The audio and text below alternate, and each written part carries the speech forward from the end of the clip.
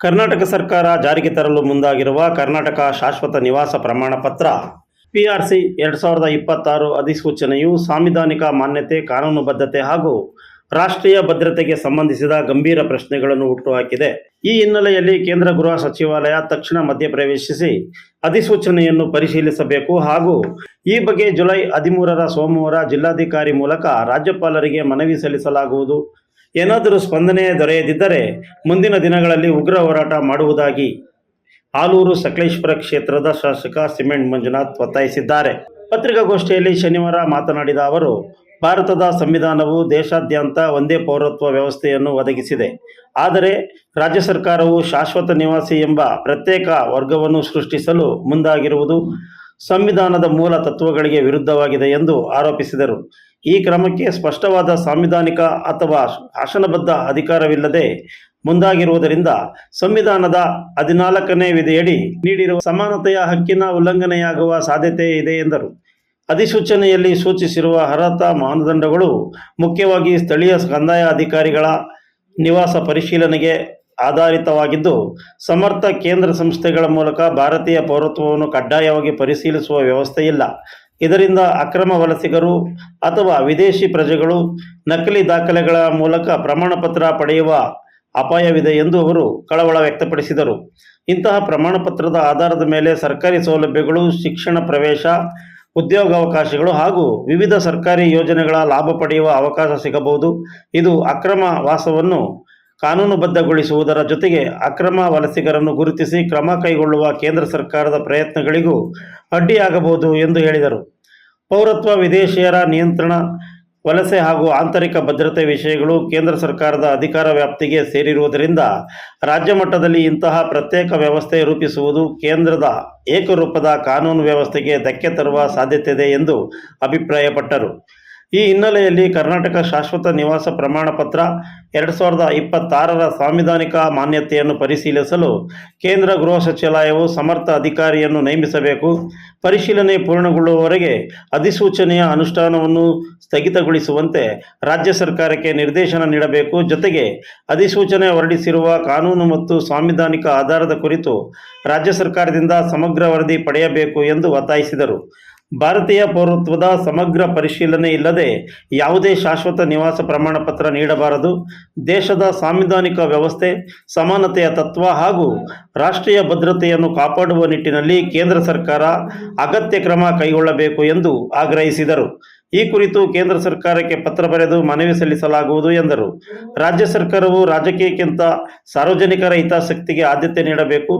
ಸಂವಿಧಾನದ ಉಲ್ಲಂಘನೆಯಾಗುವಂತಹ ಕ್ರಮಗಳನ್ನು ಕೈಬಿಡಬೇಕು ಎಂದು ಅವರು ಹೇಳಿದರು. ಮೆಕ್ಕೆಜೋಳಕ್ಕೆ ಬಿಳಿ ಸುಳಿ ರೋಗ, ರೈತರಿಗೆ ಪರಿಹಾರ ನೀಡುವಂತೆ ಇದೇ ಸಂದರ್ಭದಲ್ಲಿ ಒತ್ತಾಯಿಸಿದರು.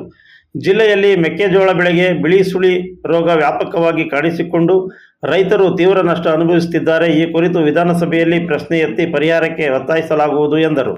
ಈ ಸಂದರ್ಭದಲ್ಲಿ ಬಿಜೆಪಿ ಪ್ರಧಾನ ಕಾರ್ಯದರ್ಶಿ ಅಮಿತ್ ಶೆಟ್ಟಿ ಮಾತನಾಡಿ, ಕರ್ನಾಟಕ ಸರ್ಕಾರ ಜಾರಿಗೆ ತರಲು ಮುಂದಾಗಿರುವ ಕರ್ನಾಟಕ ಶಾಶ್ವತ ನಿವಾಸ ಪ್ರಮಾಣ ಪತ್ರ ಈ ವಿಷಯಕ್ಕೆ ಸಂಬಂಧಿಸಿದಂತೆ ಸೋಮವಾರ ಬಿಜೆಪಿ ವತಿಯಿಂದ ಜಿಲ್ಲಾಧಿಕಾರಿಗಳ ಮೂಲಕ ರಾಜ್ಯಪಾಲರಿಗೆ ಮನವಿ ಸಲ್ಲಿಸಲಾಗುವುದು. ಸರ್ಕಾರದಿಂದ ಸೂಕ್ತ ಸ್ಪಂದನೆ ದೊರೆಯದಿದ್ದರೆ ಮುಂದಿನ ದಿನಗಳಲ್ಲಿ ಉಗ್ರ ಹೋರಾಟ ನಡೆಸಲಾಗುವುದು ಎಂದು ಎಚ್ಚರಿಸಿದರು. ಜನತೆ ಇದಕ್ಕೋಸ್ಕರ ತಗೊಳುತ್ತೆ ಅಂತಕ್ಕಂಥ ನಮ್ಮ ಅಭಿಪ್ರಾಯ.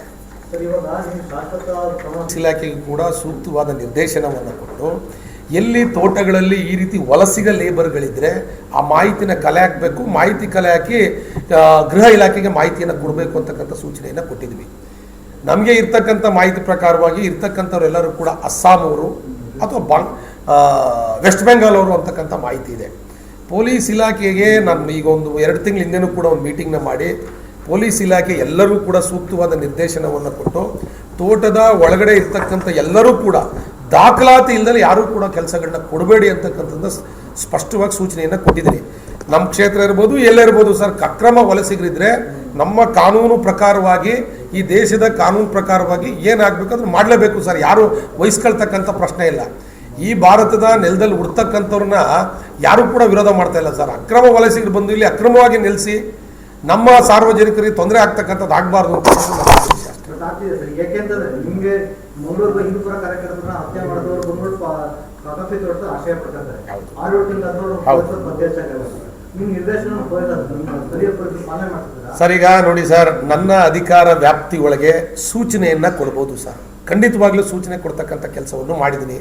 ಗೃಹ ಇಲಾಖೆಯವರು ತನ್ನ ಅಧಿಕಾರವನ್ನು ಪ್ರಾಮಾಣಿಕವಾಗಿ ಉಪಯೋಗವನ್ನು ಮಾಡಿ ಈ ದೇಶದ ಪ್ರಜೆಗಳು ಅಲ್ಲದೆ ಇರತಕ್ಕಂಥವ್ರನ್ನ ಹೊರಗಡೆ ಆಗ್ತಕ್ಕಂಥ ಕೆಲಸವನ್ನು ಅವ್ರ ಕಾನೂನು ವ್ಯಾಪ್ತಿಯೊಳಗೆ ಮಾಡಬೇಕು ಅಂತಕ್ಕಂಥ ನಮ್ಮ ಒತ್ತಾಯ ಇದೆ. ನೀವು ಸೂಚನೆ ಕೊಡ್ತೀರಿ, ಕಾನೂನು ವ್ಯಾಪ್ತಿ ಒಳಗಡೆ ಇಂಪ್ಲಿಮೆಂಟ್ ಮಾಡಲಿಲ್ಲ, ನಿಮ್ಮ ಸೂಚನೆಗೆ ಮಾನ್ಯತೆ ಸಿಕ್ಕಿಲ್ಲ ಅಂದಾಗ ಅರ್ಥ ಅಲ್ಲ. ಈಗ ನಾನೊಬ್ಬ ಶಾಸಕನಾಗಿ ಈಗ ಏನಾದ್ರು ಆದರೆ ಇಲ್ಲ ವಿಧಾನಸಭೆಯಲ್ಲಿ ರೈಸ್ ಮಾಡ್ಬೋದು, ಇಲ್ಲ ಪ್ರತಿಭಟನೆ ಮಾಡ್ಬೋದು. ಎರಡು ಬಿಟ್ಟರೆ ನನ್ನ ಹತ್ರ ಇರ್ತಕ್ಕಂಥ ಅಧಿಕಾರ ಅಷ್ಟೇ. ಇವತ್ತಿನ ವ್ಯಾಪ್ತಿ ಒಳಗಡೆ ಅಷ್ಟು ನಾನು ಮಾಡ್ತೀನಿ ಸರ್.